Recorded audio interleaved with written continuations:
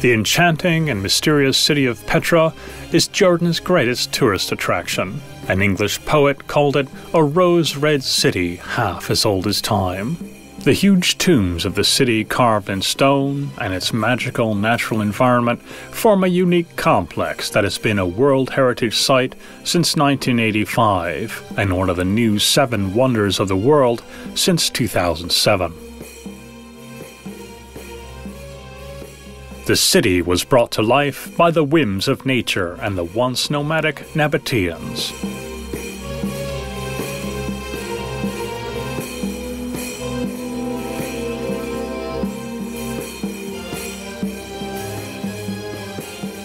These Arabic people settled in this huge rock basin in the 4th century BC. The narrow passage made the future town easy to defend, and a perennial stream provided the water essential to life.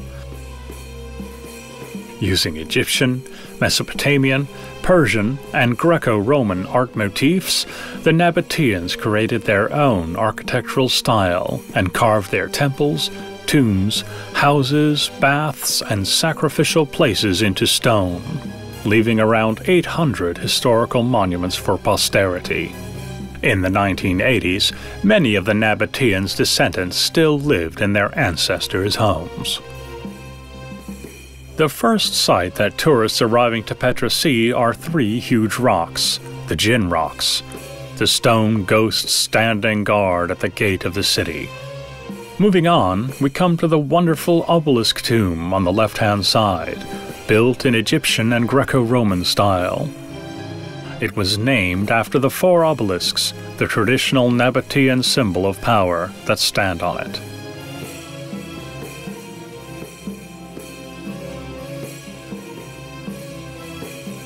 The road leading into the depths of the city is breathtaking by itself. The 80 to 100 meter high rock walls of the narrow Sikh passage shine with magical colors.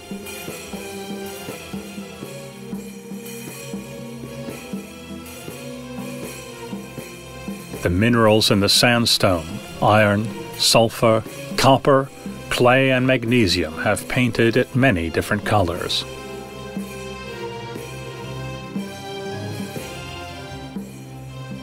Many forms can be discovered in the rocks. For example, there's the elefish rock that looks like an elephant from the front and a fish from the side.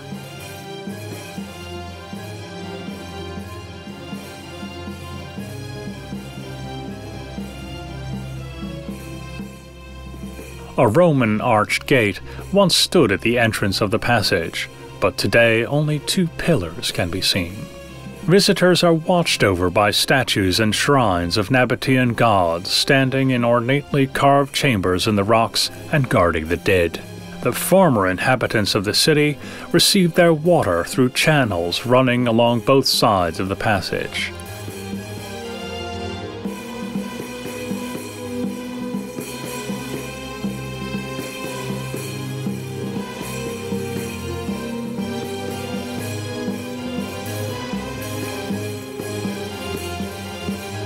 At the end of the passage looms the magnificent rose-red facade of Petra's famous symbol, the Treasury of the Pharaoh.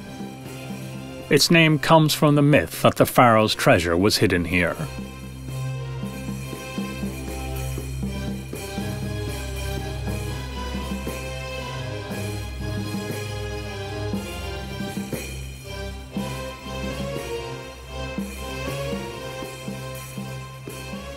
The 40-meter-high and 25-meter-wide, 2-story Hellenistic-style facade is decorated with architectural elements, carvings and friezes originating from Alexandria. The exact time the building was created is uncertain. However, it is most likely that it was built in the 1st century BC and was probably the tomb of Ritus III, Nabataean king. The legend that it was built by Ramses III, who had mines in the area, is unfounded since the pharaoh lived a lot earlier, in the 12th century BC. Experts searched for the secret of the Treasury's construction for years and have finally found the answer in an unfinished tomb. It turned out that the Nabataean builders didn't start the building at the foundations, but carved it top down out of the stone, starting from the top. They created a smooth surface by carving away the rough rock face. Then they started meticulously carving the ornate facade, whose weight was borne not by the pillars, but by the huge rock from which it was brought to life. Leaving the square through the narrow opening in the right-hand side of the Treasury, we come to the outer Sikh passage where the necropolis, the city of the dead, can be found.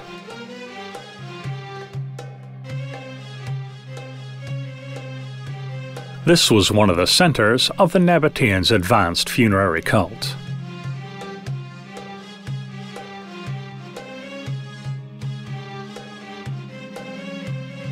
Innumerable tombs were carved into the rock wall of the facades.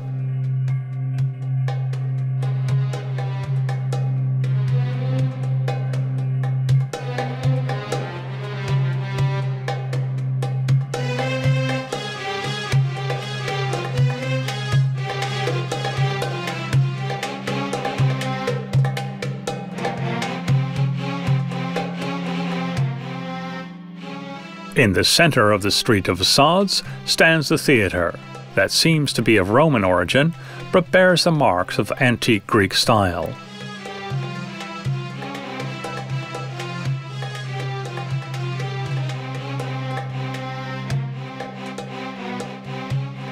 Originally, 3,000 people could be seated in its 45-row auditorium, but it was expanded to house 8,000 people after the Romans conquered Petra.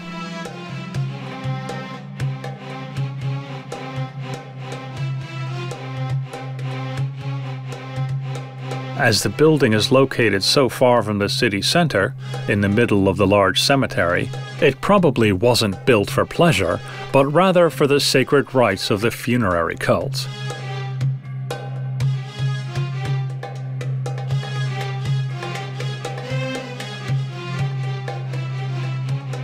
The facades of the royal tombs can be seen on the rocks north of the theatre.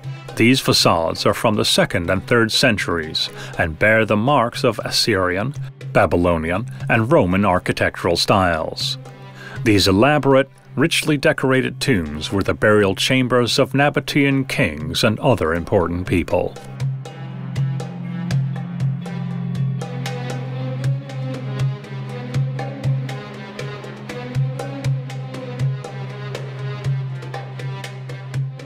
Opposite the theatre is the Uneshu tomb.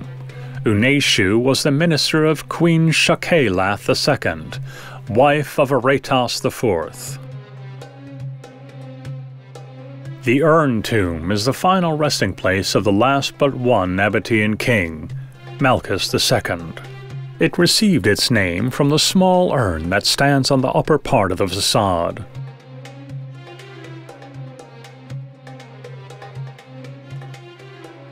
But the Bedouins living here also call it the courthouse, or the prison. Its entrance is guarded by 4 weather-beaten columns, and its inner area was later turned into a temple by the Byzantines. The Silk Tomb received its name after the silky appearance of the many shades of red, pink, white, and grey stripes of its sandstone facade. A miniature version of the Treasury can be seen on the facade of the Corinthian tomb. The once clean-cut columns after which it received its name have now almost completely faded into the original rock wall.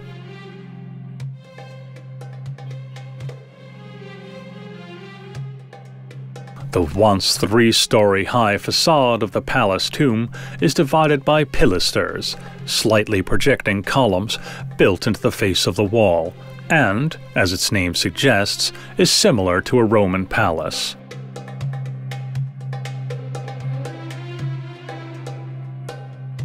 The 3rd story was originally built above the cliffs, but has collapsed long ago.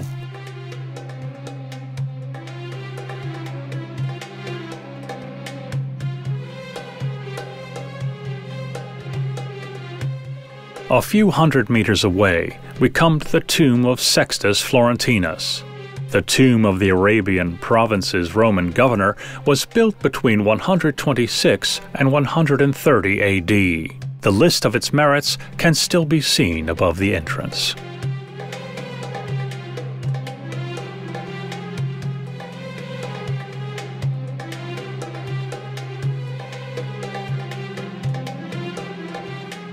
On the hill, and some 200 meters above the royal tombs and the outer Sikh, is the High Palace of Sacrifice. As we approach it, we can see two 7-meter-high obelisks that were probably built in the honor of two gods, Dushares and Atargatis.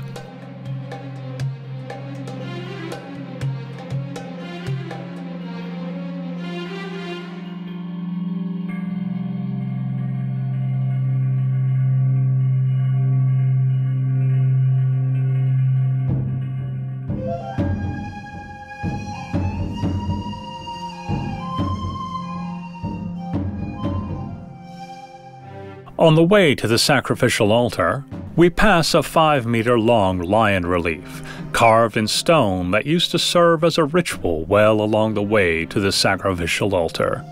The water runs from the sacred place through the mouth of the lion into the city center.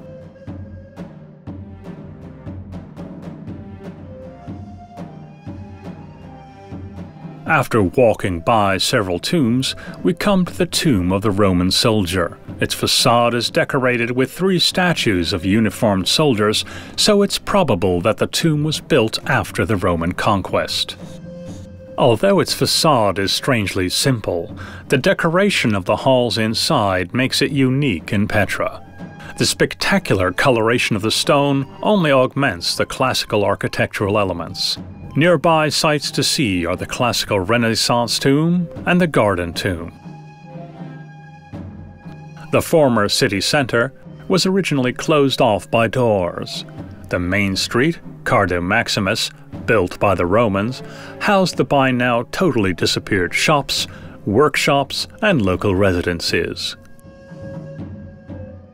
Lively trading went on in the marketplace, where the public water fountain, the spring dedicated to the nymphs, also stood to provide cool water in the heat of summer.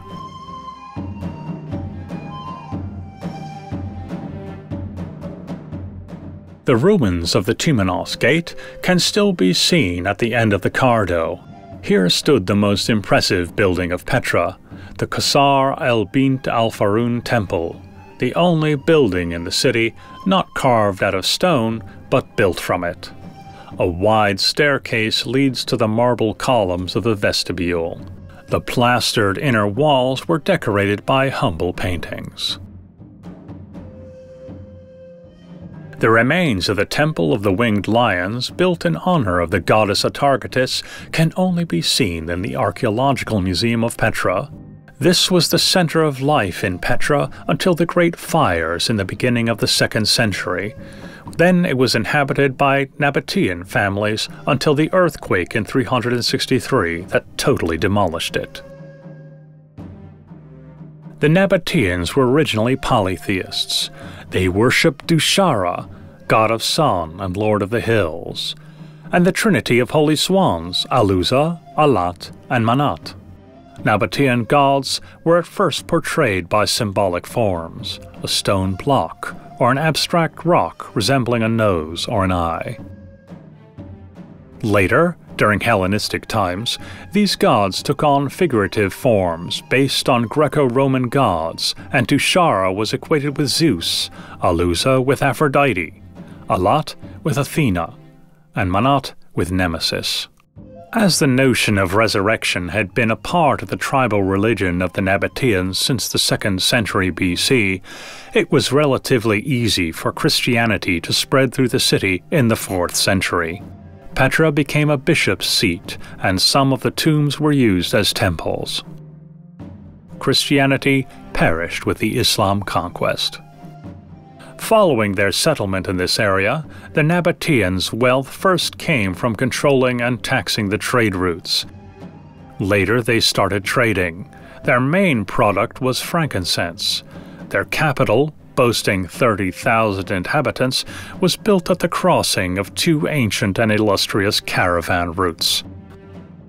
The hill where Aaron was buried, not far from the ruined city, received the name Aaron's Mountain. A small chapel was built over the tomb during Byzantine times, from which the spectacular panorama of the valley can be seen.